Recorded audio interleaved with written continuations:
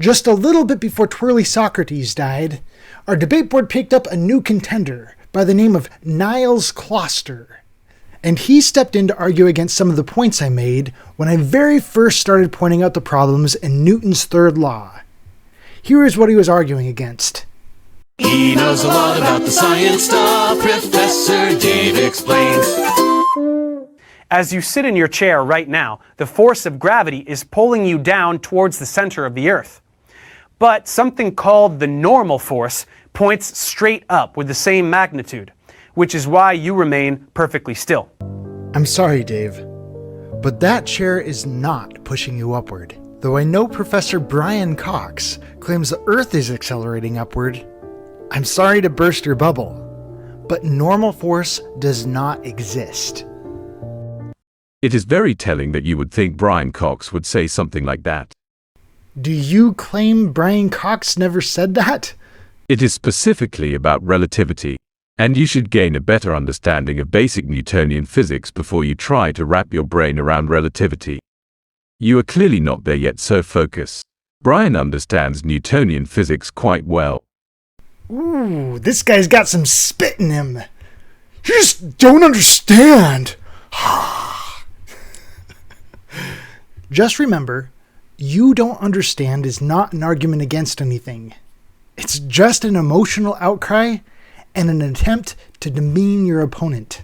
And when your opponent can show that they have a better understanding of it than you do, it has a massive backfire effect. Can you imagine anybody acting like that? Niles, I see that you have chosen not to answer whether or not you agree that Brian Cox actually said that.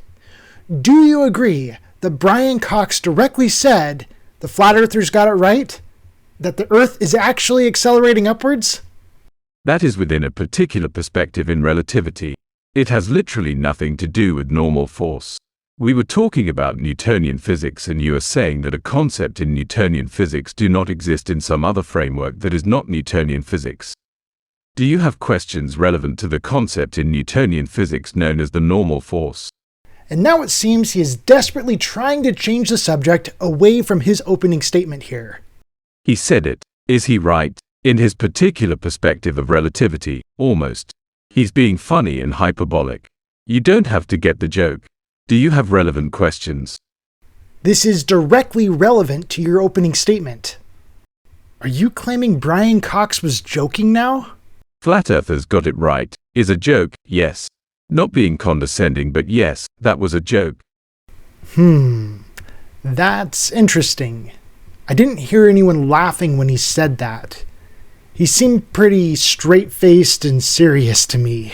So you could say the Earth is flat, right? The problem is, though, that there's an interesting thing. They make a very interesting argument. They say they think that gravity that we feel is because the Earth is a flat Earth is accelerating through the universe. Now that's actually right. As I said, Einstein's theory is that what we're feeling now, we're being pressed into our chairs because the ground is accelerating.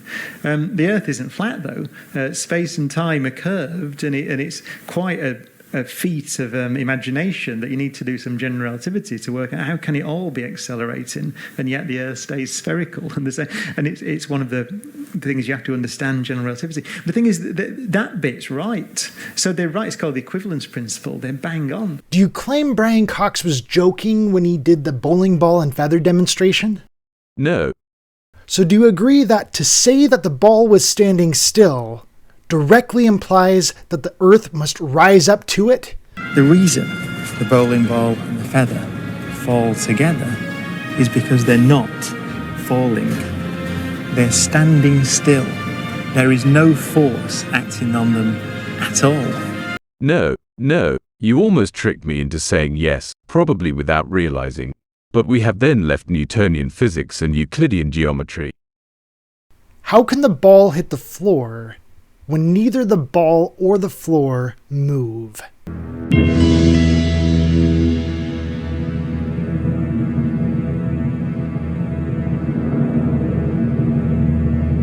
Niles has chosen not to answer.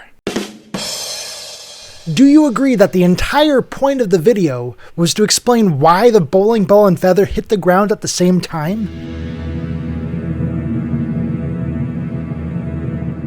Niels has chosen not to answer.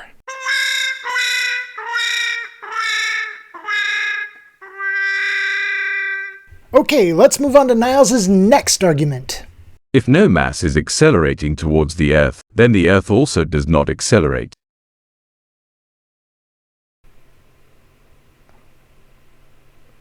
If nothing is accelerating towards the Earth, then the Earth also does not accelerate. The Earth is continually stopping and going? That's a new one. What makes you think the acceleration of the Earth depends on the acceleration of something else? Acceleration depends on net force. What makes me think that is the case? Experimental verification. What experimentation verifies your claim that the acceleration of the Earth depends on something like a basketball? The general verification that masses attract each other. You can do something like Cavendish's experiment on your own. It's done in simplistic high school setups even. Ooh, the Cavendish experiment. If everything attracts everything else, the balls should attract each other and the bar should move. There is an attraction of gravity between the lead balls. First, I want to point out how if you hang a ball above a flat surface, it's going to move because of the vibrations of the Earth. That is how seismometers work. That is how they detect earthquakes. I don't see how they factored out the seismometer effect in the Cavendish experiment. Second, I want to point out how if there is a force acting on them, causing them to be attracted to each other, which I acknowledge very well could be an electrostatic force, if the same kind of force was acting on the ball and feather, then Brian Cox was wrong when he claimed that there were no forces acting on them at all. To believe that there are forces acting on them and that there are no forces acting on them at the same time is to contradict yourself. Now let's go back to Niles' claim here. I want to explore this claim a little bit further. If no mass is accelerating towards the Earth, then the Earth also does not accelerate.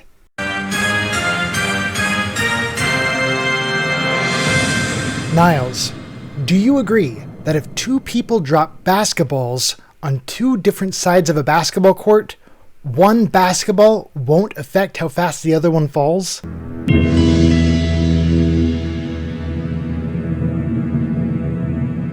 If two basketballs are dropped on either end of a basketball court, they will affect each other. I can calculate how much difference it will make on one basketball if the other is either held at the same height as the dropped ball, lie on the floor, or drop simultaneous. So no, obviously physics do not agree with that assumption you are making, and experiments demonstrate that it does not hold. That assumption being that one ball won't affect how fast the other one falls. The math is not easy, and I'm not faulting you for not being equipped to tackle that task. I don't see the relevance either way. This directly pertains to your opening argument. If you drop two balls instead of one, they will actually reach the Earth quicker. You have introduced one ball's worth of mass in the system, so you've increased the amount total attractive force. If you drop one ball at one end of a court while holding one up at the other end of the court, the result will be the same, but the effect will be less since the attraction is mostly perpendicular to the main acceleration towards the ground.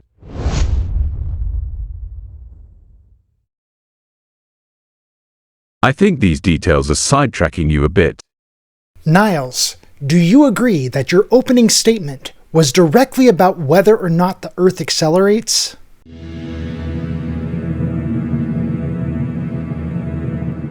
Niles has chosen not to answer.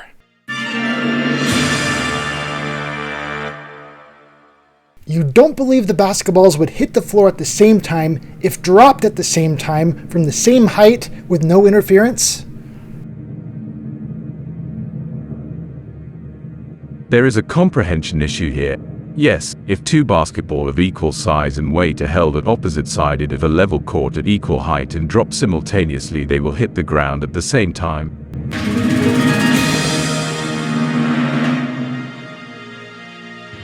If you think I said something in conflict to that, then you misread.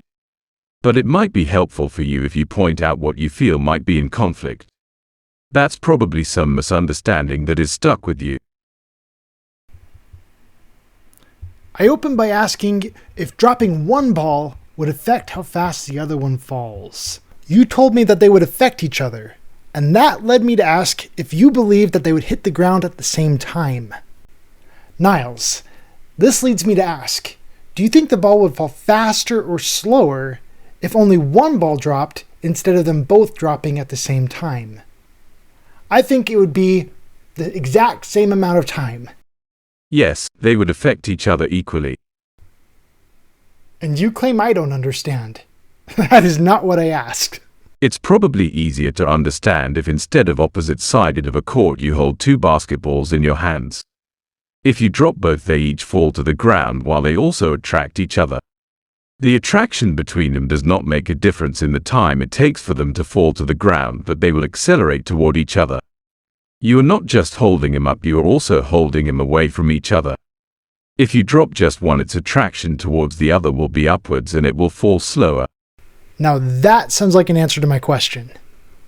If you drop the other one after the first has settled on the ground, then the attraction towards the other is downward and it will fall faster. Even if you disregard physics on this area, do you understand the comparison and the logic behind the conclusion of varying fall speeds? I understand what you're saying, but I'm not convinced it would actually happen, nor do I agree with it. You said the attraction between them does not make a difference in the time it takes them to fall to the ground, but they will accelerate toward each other. If one ball falls and the other does not, you claim they accelerate towards each other? Did you mean away from each other? Nope, didn't say that. That was when you drop both at the same time. That was a direct word-for-word quote. You said that in answer to my question. Do you think they would fall faster or slower if only one ball dropped instead of both? Yes, the quote is correct. Your addition after that is at best a misreading because I clearly explained which scenario that applied to. At worst, it's a straw man. But I'll try to be charitable. I asked you if you understood. You clearly didn't, so reread and try to ask clarifying questions. We are trying to figure out from where your misunderstanding of the normal force stems.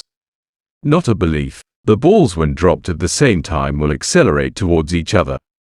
In Newtonian physics, Brian likes to talk about other than Newtonian physics. Do you have questions relevant for Newtonian physics? Whew, he's trying to change the subject again. I've got him squirming. This is directly tied to his opening statement, and I never left that topic. You say the quote is correct, as in you believe the balls will accelerate towards each other? That directly seems to disagree with Brian Cox, when he claimed the bowling ball and the feather had no forces acting on them at all, and were standing still. You also said, not a belief. Do you agree with these definitions of the word belief? Sure, that works. Concepts are not believed, they are defined. Are you telling me you don't believe in Newtonian mechanics? Niles has chosen not to answer. And are you telling me that you don't agree with Brian Cox when he claimed that the bowling ball and the feather had no forces acting on them at all? No, I don't. Fantastic! We both agree that Brian Cox was wrong. That is some significant common ground right there. But it isn't helpful to mix up Newtonian mechanics and relativity. He's talking about looking at the same thing from a completely different view. Stick with Newtonian view unless you want to deliberately confuse yourself. Just to be clear, are you claiming that there are no forces acting on them, and there are forces acting on them at the same time? No, I'm insisting we stick with Newtonian physics. If we jump to a framework that eliminates the concept of forces, then there are no forces. I smell some contradiction there. But you have a miscomprehension about the normal force. So let's stick to that. Man, he is really trying to change the subject. Do you agree that the purpose of this video by PBS Spacetime was to explain that this isn't just a perspective thing, and that gravity is actually an illusion? Isaac Newton said that an apple falls because a gravitational force accelerates it toward the ground. But what if it's really the ground accelerating up to meet the apple?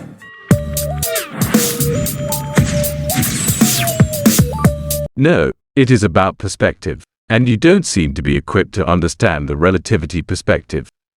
You are possibly not even understanding the concept of Newtonian reference frames fully. You are simply latching onto the word illusion as something you understand to be non-existing. That is not helpful for you or anyone. You have a miscomprehension about the normal force. If you want a better understanding, you should stick to the subject. Dr. Perezgues mentioned the standard of non-acceleration 3 times in his video. Inertial frame and non-accelerating frame are synonyms in Newtonian physics. In fact, you can think of inertial frames as the standard against which you measure true acceleration. I want to emphasize his words, true acceleration there. Really, Destin's car is accelerating, and this extra backwards gravity is fake. But Einstein asked, hold on, what if the so-called real downward gravity from Earth is also fake? A side effect generated because Earth's surface is really accelerating upward. Now you know what Newton would say. He'd say, that's crazy. He would remind us that inertial frames are the standard for measuring true acceleration. And there's that term again, true acceleration. So you can only say Earth is really accelerating upward if you can identify an inertial frame relative to which Earth's surface accelerates upward. And there's obviously no inertial frame like that, right? Einstein called it the equivalence principle. And if you buy it, then maybe the falling frames really are inertial. If so, then it's the falling frames that establish the standard of non-acceleration. In which case, it's really the ground that's accelerating upward. Okay, he didn't use the term true this time. Instead, he chose to use the word really, as in real acceleration. And what we've always been calling a gravitational force is an artifact of being in an accelerated frame of reference. It's not different from the weird backward jolt that you experience on the train that you know perfectly well isn't being caused by anything. Do you agree that the standard of non-acceleration that Dr. Perezgues was talking about was there to distinguish true acceleration from the illusion of acceleration? No, if, and that seems to be a big and growing if, you want to understand physics better, you should stick to the subject instead of jumping to another even more complicated thing you also don't understand. Do you agree that Dr. Perezgues was talking to a general audience? Not really. He's speaking to an audience with some interest and a modicum of general understand of physics. Do you have relevant questions? These questions are directly relevant to your opening statement here. Do you agree that Einstein disagreed with Newtonian physics and claimed they were wrong? Yes, and they are.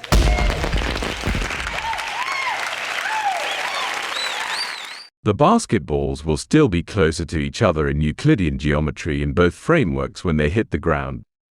Until you have a better grasp of Newtonian physics, you should stick to the subject. What do you claim Dr. Perezgues meant when he described the standard of non-acceleration? Equivalence principle in relativity.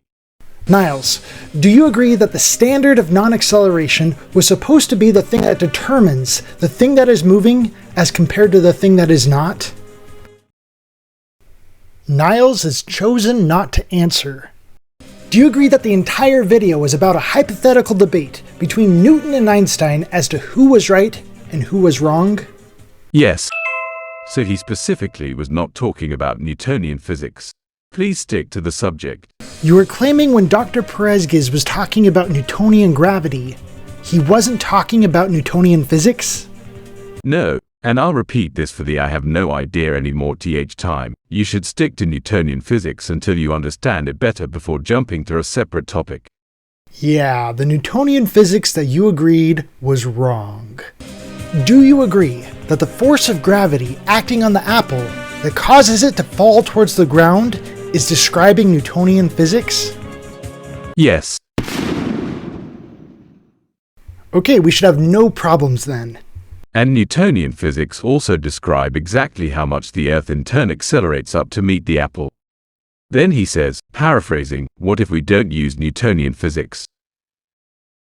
You are claiming Newton described the Earth as accelerating upwards to meet the apple? Yes, in Newtonian physics, both the Earth and the apple will have an acceleration. I'm actually happy that you asked that. Isaac Newton would say that the ball and the feather fall because there's a force pulling them down, gravity. But Einstein imagined the scene very differently. The reason the bowling ball and the feather fall together is because they're not falling. They're standing still. There is no force acting on them at all. Niles, why do you think Brian Cox said Einstein imagined this scene very differently? Relativity. Put your confusion with relativity to the side for a moment. Do you understand that both the Earth and the apple will accelerate when you drop the apple? I can draw you a diagram, but if you'll swiftly disregard it, I might not bother. Important first question, do you understand that physics and math is a weak area for you and that I'm trying, we all are in various tone levels, to help you? I understand your claim that both the apple and the Earth had forces acting on them, bringing them together at the same time, utterly conflicting with Brian Cox's claim that the bowling ball had no forces acting on it at all. No conflict with anything as I'm describing Newtonian mechanics. How does saying it has forces acting on it not conflict with Brian Cox's statement that there are no forces acting on it? Because Brian says, what if we don't talk about Newtonian mechanics? He never said that. Sorry. Going back to your statement now, when you said, according to Newtonian mechanics, both the Earth and the apple will accelerate when you drop the apple. Are you claiming that Dr. Perezgues was not talking about Newtonian mechanics when he described the ground as stationary when talking about Newton's perspective?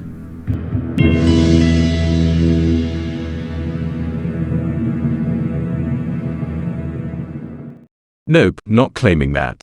Depending on the context, Has was likely either describing an initial reference frame in which all parts were at rest or taking out a variable that is negligible to simplify the model.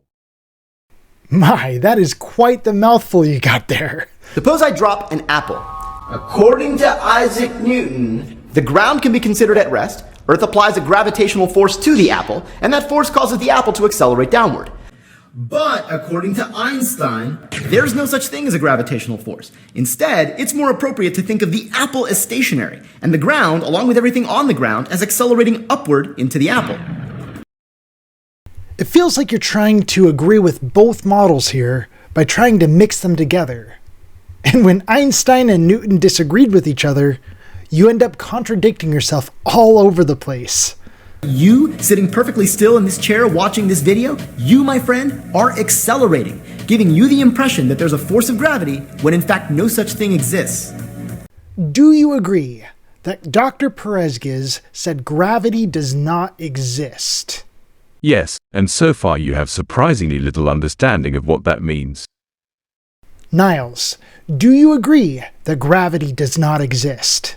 Practically no one agrees with you that gravity does not exist. That includes me, as well as practically anyone with any genuine interest in physics. Not even Dr. Perezgues, who is standing there saying, no such thing exists. Well, it looks like I'm going to have to call an impasse on that for now. But I will take consolation on the significant amount of common ground that we were able to achieve. Thank you all for watching.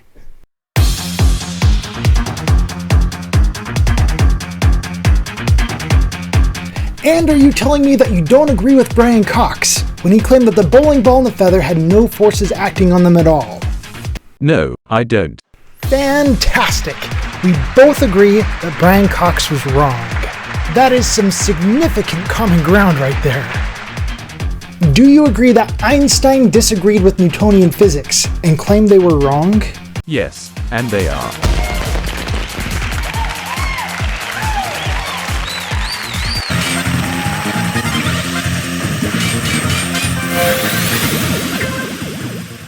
according to Einstein, there's no such thing as a gravitational force. Instead, it's more appropriate to think of the apple as stationary, and the ground, along with everything on the ground, as accelerating upward into the apple. I mean, how do you come up with that and think you live on a ball? Well, seriously. Because that's it's this whole line of thinking. When you misdirect people to the point where their head is whirled, and when I say whirled, I mean WHIRLED. Right.